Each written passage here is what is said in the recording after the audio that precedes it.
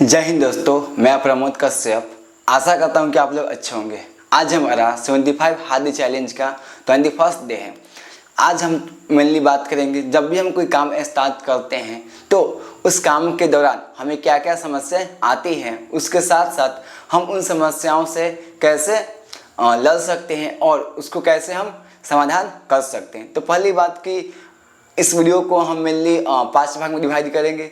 First part में जानेंगे problems during work, second part में जानेंगे विल पावर, थर्ड पार्ट में जानेंगे प्लानिंग, फोर्थ पार्ट में जानेंगे रिसोर्सेस और लास्ट में सभी चीज़ों को कंक्लूड करने का प्रयास करेंगे। तो पहले आते हैं प्रॉब्लम। जब भी किसी काम को हम स्टार्ट करते हैं तो स्टार्टिंग में हम कुछ दिन तक उस काम को करते हैं। उसके बाद क्या होता है कि हमें उस काम को करने में थोड़ा सा जो माइंड होता है वो डाइवर्ट होता है। माइंड कहता है कि हम किसी और काम को चूज करें और उस काम को फिर हम करना शुरू करें। लेकिन इसके साथ साथ यह भी होता है कि जब भी हम किसी काम को स्टार्ट करते हैं तो उससे पहले हमारे पास कुछ प्लानिंग होते हैं कि हमें इस टॉपिक पे काम करना है। लेकिन उसके बाद हम जब रियल में उस काम को करते हैं तो हमारे पास बहुत सारे चैलेंजेस आते हैं। और एक्चुअली क्या होता है कि जब भी हमारे पास न्यू चैलेंजेस आते हैं तो हमारा जो माइंड है वो जल्दी उस चैलेंज को सॉल्व नहीं कर पाता है। तो वहाँ भी हमें मन करता है कि हम इस काम को गिव अप कर दें। इसके अलावा किसी काम को कंटिन्यू करना बहुत बड़ी समस्या है।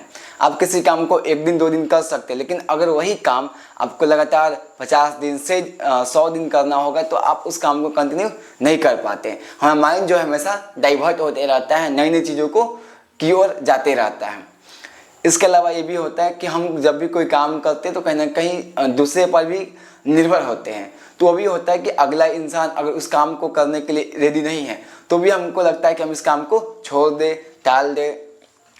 उसके अलावा क्या होता है कि जब भी हम कोई काम करते हैं तो क्या होता है कि मेंटल जो पीस होता है उसको भी मेंटेन करना पड़ता है। लेकिन जो हमारी सोशल लाइफ है वो कहीं ना कहीं एक फिक्स नहीं है, उसमें हमेशा बदलाव आते रहते हैं परिस्थिति के अकॉर्डिंग। तो यहाँ पे ये भी समस्या हो जाता है कि हम उस कार्य में ही संलग्न हो जाते हैं। अगर मेनली बात करें कि वैसा काम जिसको हमको डेली करना हो तो उसमें तो और ज़्यादा समस्या उत्पन्न हो जाती है। जैसे आपको एक ही वीडियो बनाना है लेकिन डेली बनाना है, यह एक समस्या उत्पन्न होती है और मैक्सिमम लोग इस काम को नहीं कर पाते हैं। क्योंकि डेली वीडियो बनाने के लिए आपको कहीं ना कहीं एक टॉपिक को डेली सोचना होगा, आपको उतना टाइम स्पेंड करना होगा, लगाना होगा। तो इन सब क्या होता है डिफ़िकल्टी इसमें ज़्यादा आ जाती है। क्योंकि कहीं ना कहीं हम भी इस चैलेंज को एक्सेप्ट किए थे कि हमको 75 डेज किसी न किसी एक टॉपिक पे बात करना है, या तो वो सोसाइटी से या स्टूडेंट से रिलेटेड हो या फिर वो हमारा पर्सनल अनुभव भी क्यों ना हो। तो अगर आज हम अपने अनुभव की बात करें कि जब भी जो हम काम स्टार्ट किए उसमें क्या है कि जब भी हम लोगों से मिलते हैं, चीज़ें करते हैं तो कोई लोग नेगेटिव बातें करते हैं, कोई पॉजिटिव बातें बोलते हैं। तो हम क्या होते हैं, जो मेरा माइंड है कहीं ना कहीं थोड़ा बहुत डाइवर्ट होता है और चीज़ों को सोचता है कि लोग बुरा क्यों कर रहे हैं या अच्छा करें तो हम उसको और अच्छा कैसे कर पाए। लेकिन अगर कुछ फैक्टर्स को हम ध्यान में रखें तो ये जो नेगेटिविटी है और ये जो हमारा इंस्टेंट जो माइंड का फेज होता है हम उससे भी बच सकते हैं।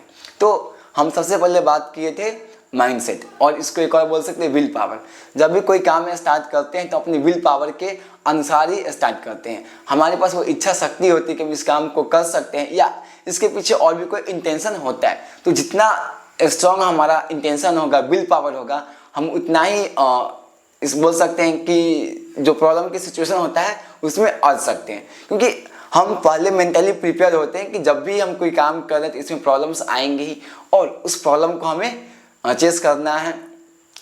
उसके अलावा अगर बात करें तो विल पावर ठीक है चाहिए, लेकिन प्लानिंग भी चाहिए कि हमें कामों को कैसे कैसे करना है। जैसे अगर बात करें कि हम अपनी बात करें तो वीडियो बनाने का, तो मेरा प्लानिंग होता है कि पहले हमको स्क्रिप्ट लिखना है और उस स्क्रिप्ट के लिखने के दौरान क्या होता है कि कुछ नए नए आइडियाज़ भी आते रहते हैं। उसके अलावा कोई अगर नहीं भी आया तो भी हम खुद से भी वीडियो बना लेंगे। उसका मैक्सिमम तो अभी हम अकेले ही वीडियो बनाते हैं, तो कोई हेल्प किया तो सही है, अगर कोई हेल्प नहीं भी कर रहा है तो भी अपना जो काम है वो करना है। मतलब हम क्या किए कि दूसरे पर निर्भरता थी उसको जीरो कर दिए। अगर लोग हेल्प कर रहे तो अच्छी बात है, नहीं कर रहे तो भी कोई दिक्कत नहीं है।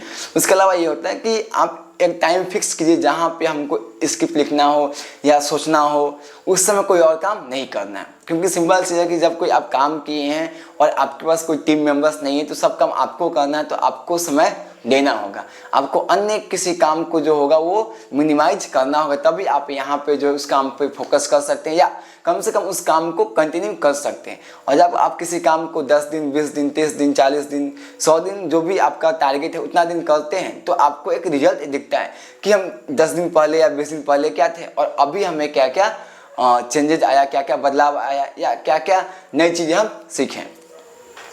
उसके अलावा अगर और बात करते रिसोर्सेस, ठीक है, मेरे पास विल पावर है, उसके अलावा प्लानिंग भी है, लेकिन रिसोर्सेस ही नहीं है, तो भी आप उस काम को नहीं कर पाएंगे। जैसे अगर वीडियो बनाने की बात करें तो यहाँ पे माइक चाहिए, कैमरा चाहिए, ट्राइपॉड चाहिए, एक अच्छा लाइटिंग चाहिए, या तो वो नेचुरल हो या फिर वो आर्टिफिशियल लाइट हो, तो कहीं ना कहीं इन रिसोर्सेस की आवश्यकता है हमें वीडियो बनाने के लिए, तो रिसोर्सेस भी होना चाहिए। अगर आप बैटरी को मोबाइल को चार्ज नहीं किए तो भी प्रॉब्लम आ जाएगा, तो अगर लाइट नहीं है तो भी दिक्कत है। तो इस बात का हमें ध्यान देना चाहिए कि जो भी हमारे पास रिसोर्सेस है उसको हम हमेशा रेडी करें उन काम को करने के लिए।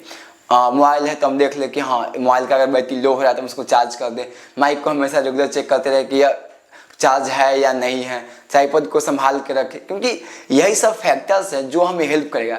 एक्चुअली क्या होता है कि जब भी मोबाइल डिस्चार्ज है, मेंटली तो कभी कभी हम वेल नहीं ही होते, तो वहाँ पे एक एक्सक्यूज आ जाते हैं, एक एक्सक्यूज, उसके अलावा फिर नेक्स्ट एक्सक्यूज, तो यहाँ पे क्या होता है कि उस काम को हम धीरे धीरे टालना शुरू कर देते हैं।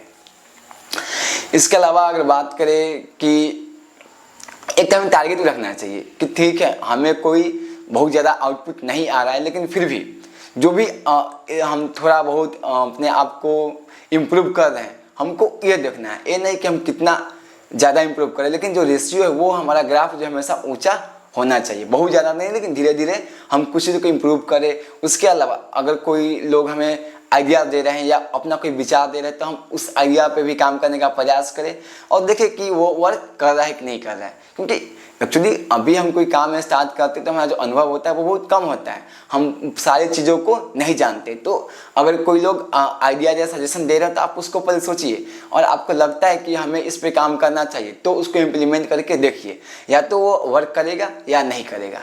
अगर सभी चीज़ों को हम कंक्लूड करने का प्रयास करें तो जब भी हम कोई काम करते हैं तो प्रॉब्लम्स आती है, चाहे कोई भी काम हो, छोटा काम हो बड़ा काम हो, लेकिन कुछ ऐसे फैक्टर्स होते हैं जिसको हम अप्लाई करके इन चीज़ों से हम बच सकते हैं और अपने काम को कंटिन्यू कर सकते हैं। जैसे पहला विल पावर, अगर हम विल पावर जितना ज़्यादा स्ट्रांग होगा हम उस काम को उतना ज़्यादा दिन तक कर सकते हैं, लेकिन विल पावर से कुछ नहीं होगा, हमें प्रॉपर प्लानिंग भी करना होगा कि हमें काम में कैसे कैसे करनी है।